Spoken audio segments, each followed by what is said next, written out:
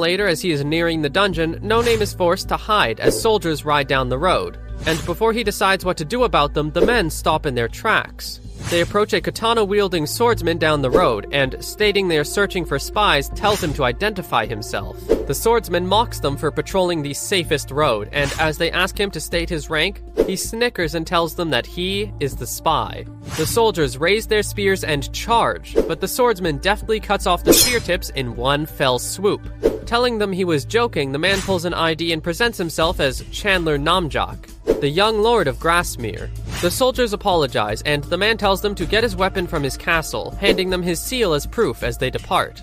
Hidden in a nearby bush, No Name examines the man, and as he is about to depart, he hears a voice greeting him. The world fades to black, as a blue window pops up telling him the caster's understanding of skeletons from his previous life has reached the rank EX. No Name wakes up unarmored, unable to move, and staring at several blue windows. One informs him he is in a deep sleep and is dreaming, and within this dream his stats have decreased and his magic and field of vision have been suppressed, while another states he is under a powerful enchantment. As he checks his surroundings, he starts to move, and a blue window states that his stats are now 15% of what they were. As he stumbles forward, he sees another skeleton soldier which proceeds to fight him, until a window warns him his health is below 75%. No Name then reads his opponent's pattern and delivers a punch that sends him flying and then snaps his collarbone. The skeleton then recovers and reassembles before departing, and as No Name notices he has also recovered, an orc skeleton appears behind him. The orc sends him flying with a single punch and then raises No Name by his arm, shattering his humerus. No Name then gathers his severed arm, and a blue window informs him that his level 5 sword mastery has been activated with a 70% effectiveness. He stabs the orc's skull with the arm, shattering it and killing the skeleton before healing once more. A stone then lights up as a sign tells No Name to choose what he wants from an assortment of shields and weapons, making the skeleton note that someone is watching over him. After he grabs a sword and shield, the stat debuff is lifted and his field of vision restored, revealing massive piles of bones. 3 orc skeletons assemble and approach No Name. As he gauges the situation, one of them swings an axe at him, which he manages to block while thinking that if his skull cracks, he might see Rena again. But he shouldn't rely on miracles. After he loses his shield, the skeleton manages to evade the orc's axe blows, wondering what his captor wants.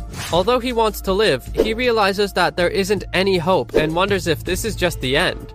And after kicking away his shield, the orc skeletons subdue him on the ground. He wonders why they don't just kill him, concluding that someone is controlling them and wondering who could be so powerful, as a woman watches from the distance. As the skeletons slam him to the ground, the woman asks him if he's hiding anything else, and No Name is soon surrounded by screaming spirits, as the voice keeps asking him questions. The skeleton hacks at the spirits as the questions continue, wondering if the voice is taunting him and demanding to know who she is.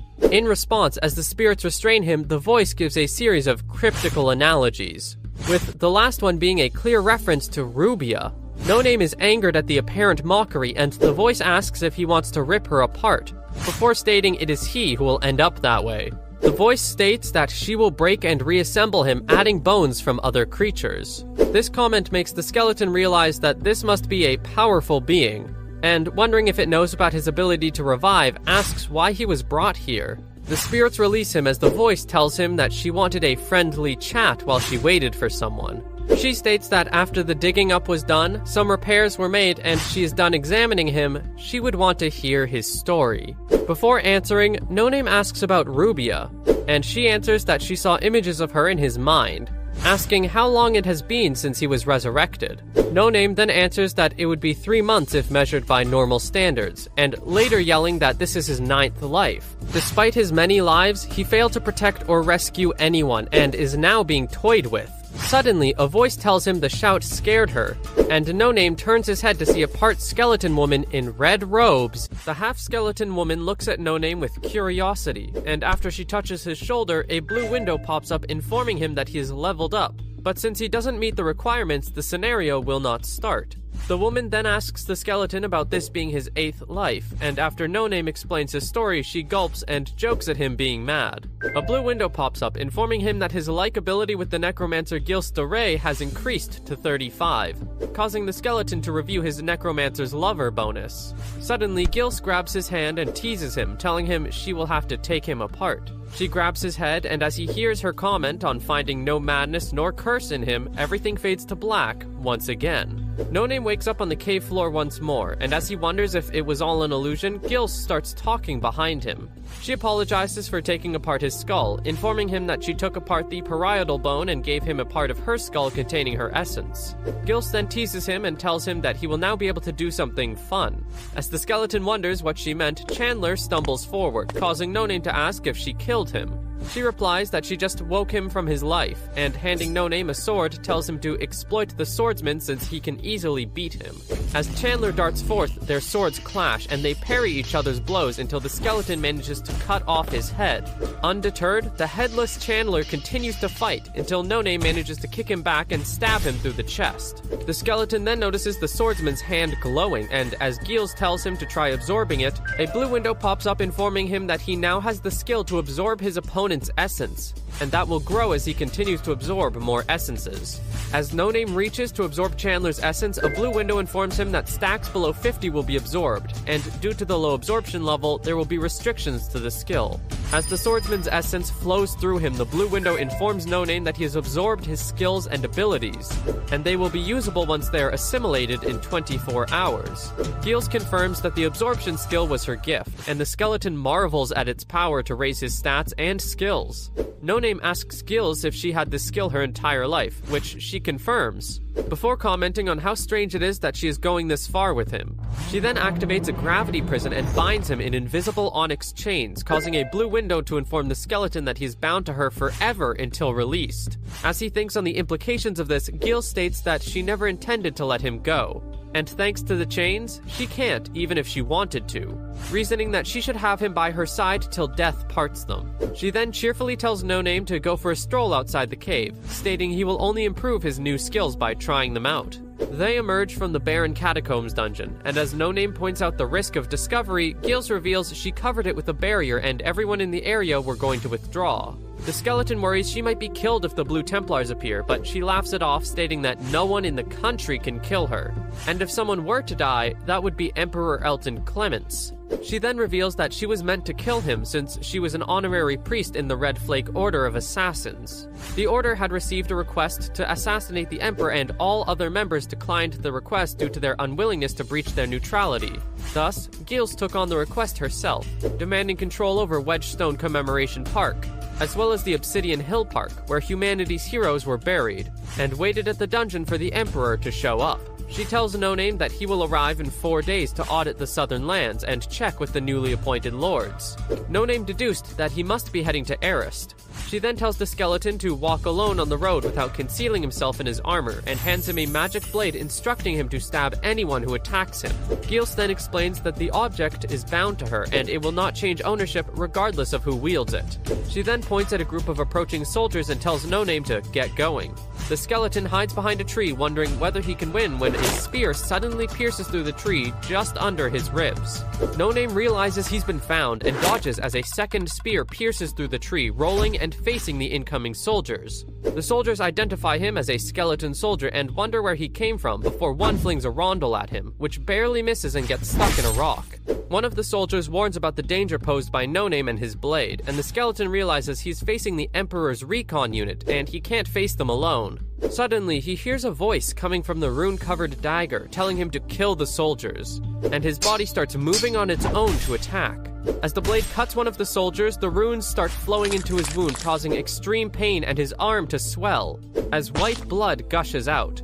A blue window informs No Name that he is leveled up as the man dies at his feet, causing the skeleton to wonder about the powers of the blade before being pinned to a tree by the spears of other soldiers. The enraged soldiers advance to strike with their swords, and as No Name cuts the spear shafts to set himself free, a blue window warns that his sword skill effectiveness has decreased, since he hasn't learned how to handle a dagger.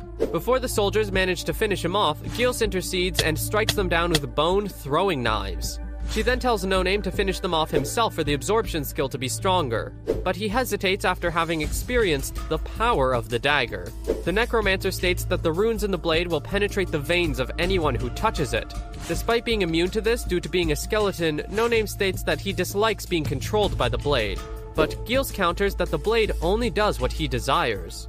As he ponders on this, the necromancer urges him to finish them off for their sake. Picking up one of the soldier's swords, he quickly dispatches them, and as a blue window informs him that absorption is possible, he absorbs their essence and skills.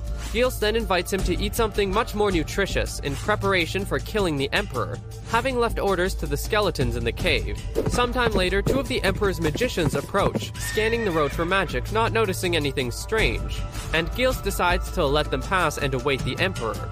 Soon after, a contingent of knights approaches on the road, followed by a gilded carriage warded against spells, which they deduce must be carrying the Emperor. No Name studies the huge contingent of knights, noting that their leader is wearing mithril armor. Gilles playfully asks No Name if he wants that armor before standing up and heading for the road. The soldiers challenge her as she stands in the road by herself. The soldiers challenge Gilles, and as their captain beckons the Imperial mages, one of them halts the men and identifies the woman as one of the 3 guardians of Ambermere, and the strongest necromancer alive. When questioned by the captain, Gilles innocently states her goal to assassinate the crown prince, prompting the men to advance as No Name watches from afar. Gilles stands unmoving as the knights charge at her, and before the first lance reaches her, she raises her hand and issues a command, causing the ground before her to crumble. The confused knights fall into the sinkhole and prepare to fight, while Gilles watches from above and explains to No Name that her children had dug underground and were acting as pillars, having prepared the trap in advance. She then gestures at the skeleton soldiers rising from the ground amidst the knights, overturning the carriage and attacking them on all sides. Though some of the soldiers are overwhelmed, their captain stands firm before being frozen in shock. From amidst a cloud of black smoke, 5 massive undead warriors rise around their mistress, who commands them into battle. The warriors cut through the soldiers as Gilles descends into the pit on a stair made by her children. Suddenly, a spear is thrown at her, and after catching it mid-air, she sadistically throws it through several knights aiming for their captain. He manages to deflect the strike, but falls to the ground from the impact, raising his head to see the hellish battlefield unfolding before him. Gilles advances through the carnage as Galaut, one of her warriors, escorts her and briefs her on the battle's progress. He notes that Owain retains his mastery with swords, and Pale Hamelin sprays the blood of enemy knights with every swing of his sword, much to Gilles' delight. He continues to report that Andre the Heartbreaker is also meeting expectations, crushing hearts with his lance. But Fenrir is struggling since he is facing a worthy opponent. The captain of the Imperial Knights is keeping up with Fenrir, dodging and countering the undead knights' attacks. Suddenly, Fenrir jumps and attempts to strike the captain from above, but the attack is deflected, prompting Gilles to order Galaut to help him. Galaut then dispatches a group of nearby knights and joins the battle, with him and Fenrir jointly attacking the captain. Meanwhile, No Name marvels at the true power of Gilles as he notices the 2 Imperial mages preparing to attack her with holy magic. Realizing the danger, the skeleton hurries to stop them before they cast the spell, but Gilles merely smiles and casts an anti-divine mandala, nullifying the attack. As the mages curse the necromancer, she turns to the skeleton, moved by his attempt to protect her, and briefly restrains him with the onyx chains. As the mages launch a fireball attack, the necromancer raises a sword and launches a magic purge counterattack, splitting the fireball in half. The now split fireball misses Gilles and No Name and incinerates nearby knights as the mages watch in horror. Meanwhile, Galaut and Fenrir battle the captain, who uses his superior swordsmanship and skills to dodge or block every strike from the undead heroes. Seeing him in distress, his remaining knights rush to help him, despite his protest. But they are easily cut down by Fenrir. Enraged at the loss of his men, the captain blocks a double strike from the undead warriors and vows to kill them, counterattacking and rushing towards them. Nearby, Gilles continues to easily deflect the Imperial mages' attacks, causing them to furiously amass a massive amount of magic for one final attack. The necromancer, however, is unfazed, and she tells a spectating No Name it's time to wrap the duel up. The skeleton raises his head to see her undead servants raise the Imperial carriage up in the air and send it crashing down on the mages, causing their attack and the carriage's protective magic to cancel each other out. No Name stares in amazement at the power of Gils, seeing her 5 massive warriors and the fact that the entire battalion of knights, including their captain, have been annihilated. Gils congratulates the warriors and then bids the undead Imperial Knights to rise, causing them to stand in formation, making a path between her and the Imperial carriage. She approaches the richly dressed man who emerges from the carriage and promptly draws his blood with a syringe in order to analyze his genes. Confirming he is indeed the Emperor, she proceeds to fulfill the request and slice his throat with her skeleton finger. The man bleeds out while proclaiming, "Long live His Majesty, the Emperor." Gils is surprised at watching the man cheer for the Emperor, and when No Name asks if he was a body double, she states that it shouldn't be possible due to the gene analysis. Puzzled, she takes a ring from his hand and notices a swirling black mass forming over his head. Nervous and realizing what is happening, she orders everyone to fall back. A series of bone tentacles sprout from the necromancer's back and jab at the black mass, only to be shattered and pushed back. She repeats her orders to her troops, stating it will be her last command. The 5 undead warriors refuse and give her assistance, stabbing the mass with their weapons as Gils frantically repeats her order. Suddenly, the mass shatters, its shards rearranging themselves into a dark sword that tears a rift in reality. A worried Gils then orders her undead heroes to dodge before the sword slices all 5 of them in half, one by one, killing them with ease. Gils then throws No Name back with her tendrils, causing him to wonder if she wants him to run as she blocks the sword. Then, a knight clad in black armor with glowing details and a billowing red cape steps out of the rift, wielding the sword. Livid, Gils swears to obliterate him as she orders her tendrils to attack.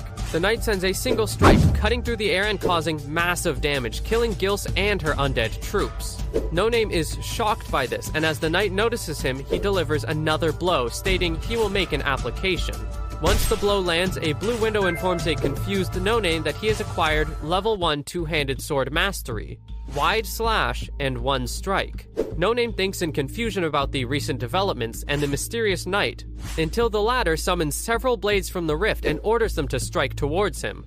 The blades pass right through him, and a blue window informs him that his assimilation rate is at 84.68%. A blank window then pops up in front of a confused No Name. The Black Knight's details start to glow red, and after stating something in an unknown language, he glowers at the skeleton and turns back, disappearing into the rift. As the rift closes, No Name is left alone amidst the carnage, feeling completely powerless after failing to protect anyone and being reduced to a mere spectator in the battle that unfolded. He wonders in despair as to why he survived and the reason for being spared by the Dark Knight, before turning to the blank window. As he touches it, his fingers pass through, causing him to pull back his hand in shock. Believing the window to be spatial magic, he tries putting a sword in, causing the sword to turn into an icon on the window. He concludes that the window popped once the swords passed through him and wonders what it could be. Though No Name initially thinks about taking all the weapons there, he decides against it, fearing the arrival of Imperial troops and plans to leave quickly. He then approaches Gils's corpse and is surprised as a ball of essence starts shining in her chest. The essence of all who fell in the battle then merge into a massive ball, and No Name, realizing it can be absorbed, approaches it as a blue window asks him to confirm his action. No Name ponders on whether to absorb the essence or to try and protect Gils in this life, and concludes that he must get stronger in order to protect her in the future. And to do so, he confirms the absorption. The massive amount of essence is absorbed into his body, and a blue window confirms that he has obtained a bone-sharing perk and absorbing efficiency has drastically increased, raising the cap to 75. Several windows pop up informing him that his stats have increased considerably and has acquired the Bone Monarch skill. This skill allows him to steal an opponent's bones and form complex bone structures. He wonders if this means he might form his own bone minions, and believes that skill will come in handy later. He then muses about what to do with Gils's corpse, but finally decides to just leave her like that and hurry up to consume the remaining essence of the deceased warriors. As he absorbs the essence of the Imperial Knights, blue windows inform him of the absorbed skills, and a timer pops up informing him that the absorption will be complete in 24 hours. He then approaches the captain of the Knights, noting the powerful essence of the warrior, and proceeds to absorb it, learning several tactical skills. A red window pops up, informing him that he has reached the limit of 50 simultaneous skills. Lamenting not being able to absorb more, No Name then turns to removing the captain's mithril armor and after taking off the helmet, finds out she was a woman and closes her eyes. After donning the suit of armor and attaching the magic blade, No Name climbs out of the pit and wonders where he should head next. Believing he might be a danger to Rena in his condition, he decides to head to a deserted place in order to digest his newly absorbed skills. And so, using dash, he speedily departs. Come nightfall, a lone figure approaches the carnage of the pit. Walking amidst the desolation, Marquis Vatien von Leandro, leader of the Blue Lion Templars, approaches the corpse of the captain of the Imperial Knights. He calls her Isabel and kneels over her body in solemn sorrow, before raising his view with hatred and determination in his eyes. No Name stops after having used dash, wondering if it's far enough and deciding to save a final use in case of emergency after having used dash for several days. Having traveled a large distance, he reasons that even if the Imperial family had sent soldiers after him, it should be difficult for them to locate him. Elsewhere, Vatien follows his tracks.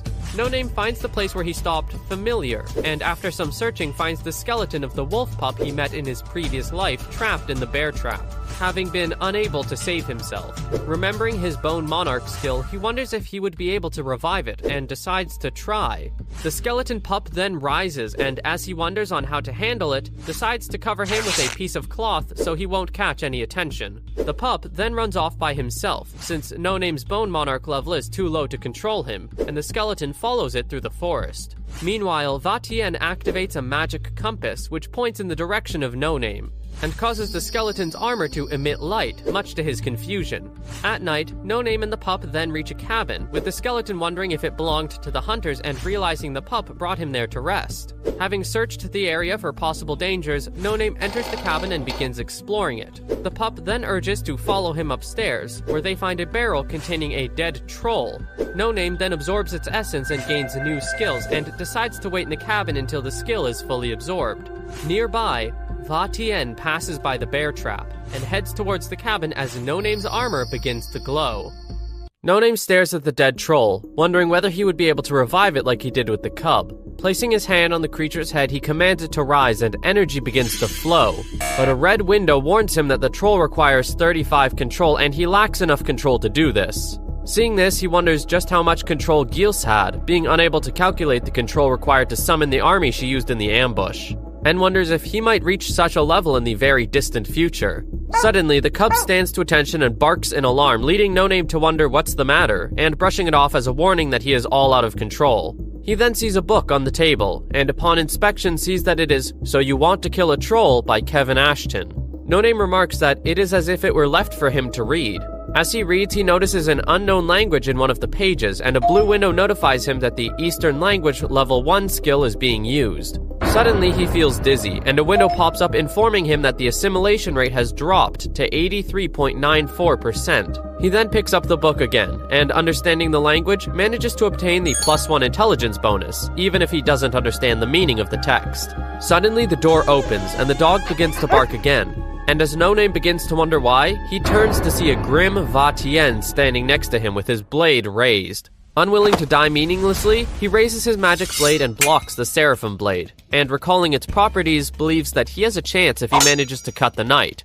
As No Name presses on, the Seraphim blade lights up and produces a force field that sends the skeleton flying against the wall. Not seeing an opening, he wonders if he will die again without cutting Vatien. No Name's blade and stolen armor lie on the ground as Vatien presses the disarmed skeleton's head to the floor. And once the skeleton asks why he isn't asking anything of him, the knight knocks him out.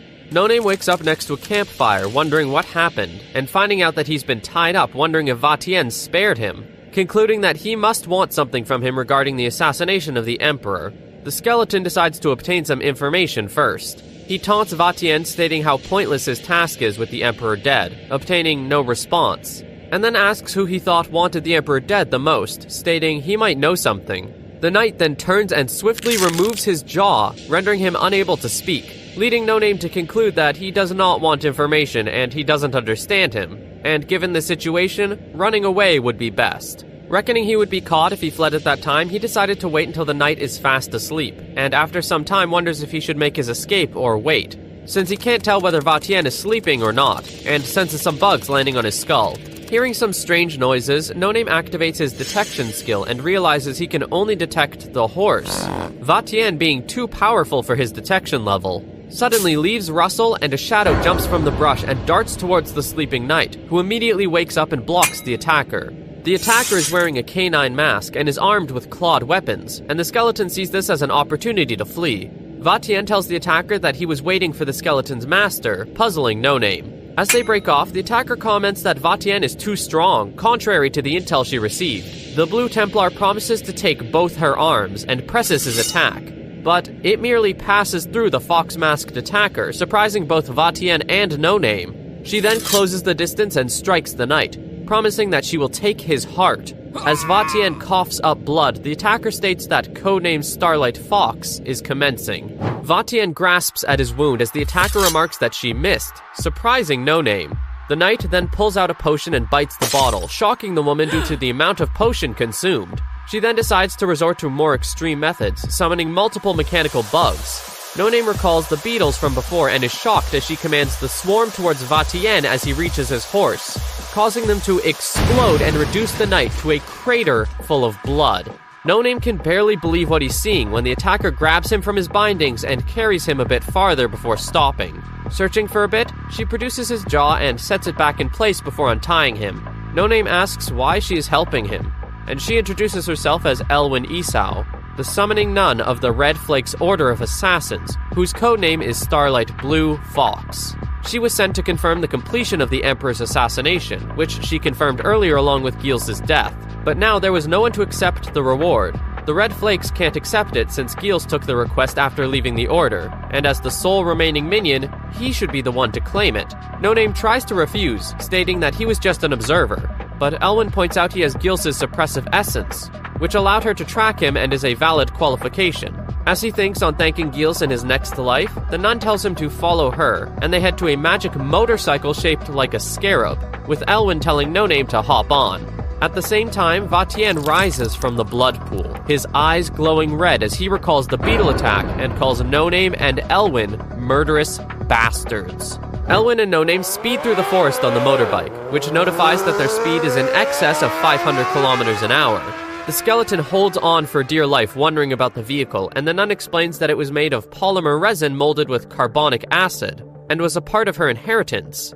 And as No Name expresses his confusion with those terms, she clarifies that she doesn't know what they mean either, and is reciting what was left in the records. As they speed onwards, No Name contemplates on the unpredictable direction this life has taken. The pair reach a cliff, and the bike notifies them that there is no road below. Much to the skeleton's horror, Elwyn accelerates and drives off the cliff, and as he covers his eyes in preparation for death, the vehicle switches to flight mode. Prompted by the nun, No Name uncovers his eyes and sees the landscape, with Elwyn pointing out Ublam and Arist in the distance and noting how close they are, making the skeleton feel weird at having struggled in that small place. Sometime later, they land in a barren landscape, with Elwyn stating that the vehicle is named Perseus, an amphibious sailplane and a product of science, which she describes as magic of a previous age. She promises to tell No Name what an inheritance is later, and states that they must push the bike to their destination in order to save fuel. Perseus was made with methods lost to their age, which even Amber can't replicate, and it refuels over a long time when exposed to starlight. No Name suggests pushing it around at night, but Elwyn tells him that the sun is also a star, and as the skeleton believes she is messing with him, she corrects herself while patting his head. Elwyn then asks if he ever visited Amber, and he recalls his visit there in his first life as a skeleton soldier and the carnage and destruction he witnessed, answering that he was there in 1157, amusing